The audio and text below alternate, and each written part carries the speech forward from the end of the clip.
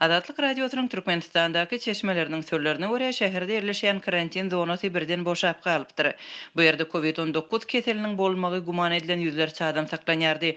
Bu ýagdaý bütün dünýä Saglyk Guramasynyň missiýasynyň Türkmenistana sapar etmäge taýýarlanýanlygy baradaky habaryň ýa-da gabat gelýär. Türkmenabadyň çetindäki karantinde häzir 5 adam galdy. Galanlaryny goýberdiler diýip Liwap vilayatynyň saglygy saklaş edaralaryndäki çeşmämiz 27 aprelde habar berdi we ol bu ýerde 486 adamyň saklananlygyny bellädi. Adatlyň Türkmenistandaky çeşmeleriniň we habarçylarynyň maglumatlaryna görä, Türkmenabadda COVID keteli bilen baglylykda üzgünlükde saklanýan iň uly karantin ýerleşýärdi. Türkmenabadyň ýokunç keteler hastakanasynyň giňişliginde ýerleşýän karantin koronawirusyň dünýä çal täýrap başlan wagtynda fevral aýynda döredilipdi. Habarçylarymyzyň, çeşmelerimiziň we garaşsyz media serişleriniň maglumatlaryna görä, hastalaryň bir bölegi esasan erkek adamlar meýdanda dikilen çadırlarda, aýallar we çaglar bolsa keselhananyň içinde saklanýardy. Bütün dünýä Saglyk Guramasynyň Ýewropaly bilermenleriniň Türkmenistana sapar etjektigi barada 23 aprelde ma'lum boldy. We bu Türkmenistanyň Daşary işler ministri Reşit Merýadowyň ýurtda COVID-19 bilen bagly hasap alynan ýagdaýlaryň ýokdugyny yglan etmegine gabat geldi. Türkmenistanyň kronikasy neşri Türkmenistanyň häkimetleriniň koronavirus bilen keselän adamlary çetki keselhanalarda gizlemekçi bolýanlygyny habar berýär. Maglumaty görä, Saglygy saklaýyş, Daşary işler, içeri işler we milli howpsuzlyk hem beýleki ministrlikleriň we komitetleriň wekilleriniň gatnaşmagyda ýygnaklar geçirilip, Türkmenistandaky ýagdaýy has amatly görkezmek üçin görüljek çäreler maslahat edilipdir. Hastalygy bolan adamlary vilayatylaryň saglyk edaralaryna wagtlaryny geçirmek kararyna gelindi diýip neşir habar berýär. Bu Türkmenabadyň karantin zonasynda adamdan 7 adamda koronawirusyň bolanlygyny belliýär.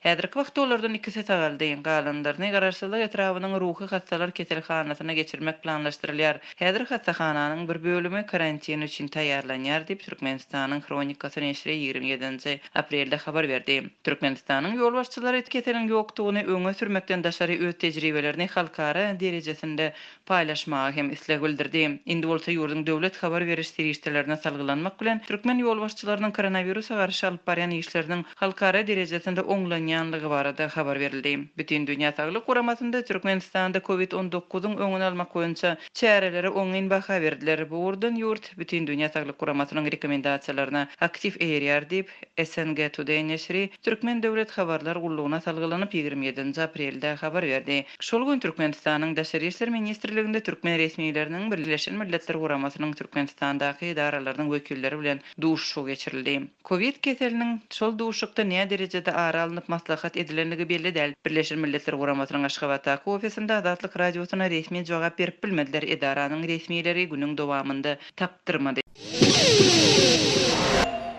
Türkmenistanda ýylatyň bank kartlaryna pul serişdelerini nagatlaşdyrmakda çekýän kynçylyklary dowam edýär. Bayramaly şäherine bankomatlaryň öňünden obata garaşýan adamlar öz aýlyk haklaryny para bilen nagatlaşdyrmaga razy bolýar. Adatlyk radiosynyň habarçysy Halk Bank Döwlet Täzirçilik Bankynyň Bayramalydaky şahamçasynyň öňünde pul nagatlaşdyrmak üçin dören uly nowatlar barada habar berýär. Onuň maglumatlaryna görä 27 aprelde ýüzlerçe adam öz plastik kartlaryna maliýe serişdelerini nagat pula öwürmek üçin bank şahamçasynyň öňünde üýüşdiler. Emma pul ýok, garaşyň diýip adamlary bankyň içine goýbermediler diýip habarçymyz aýdýar. Ol nowata garaşýan adamlaryň käbirleriniň tanış üstü bilen pul nagatlaşdyrmak synançyklarynyň hem netijesiz bolanlygyny habar berdi. Nowata duran adamlaryň arasynda bankda işleýän tanışlary bolan adamlar öz tanışlaryna ýüz tutdular. Kartlarynaky pullary nagatlaşdyryp bermeklerini soradylar. Ýöne bank işgärleri özleriniň bankomatlaryň öňüne baryp bilmeýänliklerini,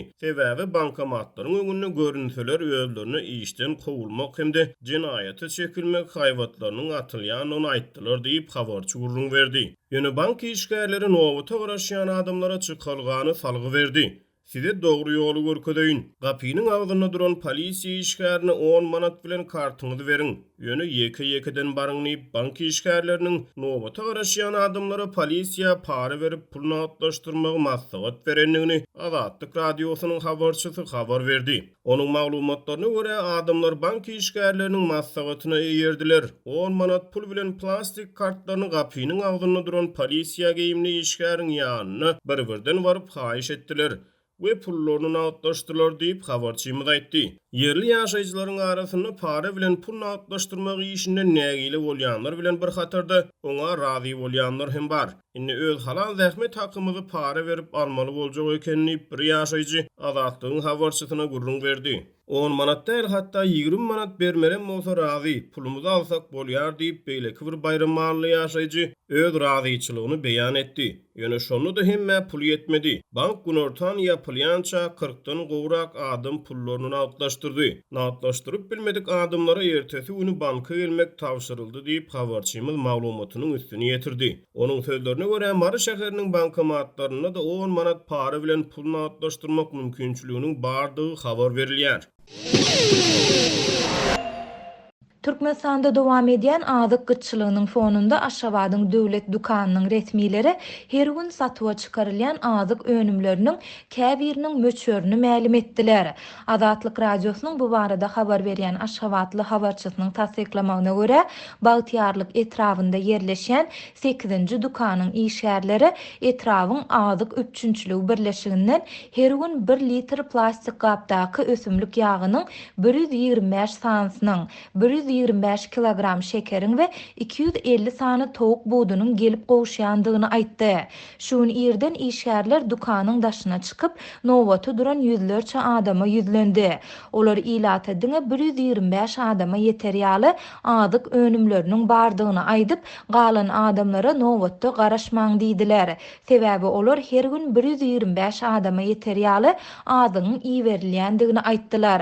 Olar ýagşyň aşagynda nowaty duran her adama bir plastik gapda yağ 1 kilogram şeker we 2 sany towuk buduny satdylar diýip gizlenlik şertinde söhbetdeş olan habarçy 27 aprelde gurrun berdi. Aýdylmagyna görä saat 9:40-da ösümlik ýagy, 9:45-de towuk budu we 10 töwereginde de şeker satylyp gutardy. Ýöne bu önümler nowaty duran adamlaryň ählisine ýetmedi. Habarçynyň sözüne görä munyň birden köp sebäbi bar. Birinciden 8-nji dukany deýişli etrapçada 150 goloy maşgala ýaşaýar. İkinciden Aşgabatyň goloýundaky etrapdyr owalardaky döwlet dukanlarynda bu azyk önümleri tas satylmaýar. Şol sebäpli şähere goloy owalaryň ýaşaýjylary hem azyk haritlaryny satyn almak üçin paýtagtyň dukanlaryna gelýärler. Bu bolsa öň hem az mukdarda satyğa çykarylýan azyk önümleriniň nowatdaky ähli adama ýetmezligine sebäp bolýar. Şol sebäpden dukanlaryň öňünde dawa jenjeller ýygy-ýygydan döräp durýar diýip habarçy belledi. Munyň bilen bir wagtda nowaty duran adamlaryň käbiri Azatlygyň habarçysy bilen söhbetdeşlikde polisiýa we dukan işgärleriniň ençemesiniň dukana gelen haritlaryň belli bir bölegini, ençeme gutu ýagy, şekeri we towuk buduny ulaglara ýükläp, ýer bilen alınıp gidilendigini görendiklerini gurrun berdiler. Türkmenistanda indi 3 ýyl çemeti wagt bäri dowam edýän ykdysady kynçylyklaryň fonunda ýurdun döwlet dukanlarynda azyk gytçylygy dowam edýär. Munyň bilen bir wagtda azyk haritlarynyň hususiýetçilerdäki bahalary hem ýygyderli gymmatlaýar. Häzirki wagt döwlet dukanynda 1 litr ösümlik ýagy 13 manatdan, towuk budunyň 1 kilogramy 10 manatdan we şekeriň 1 kilogramy 7 manatdan satylýar. Bu önümler hususy dukanlarda değişiklikde 35, 25 we 9 manatdan bahalanýar.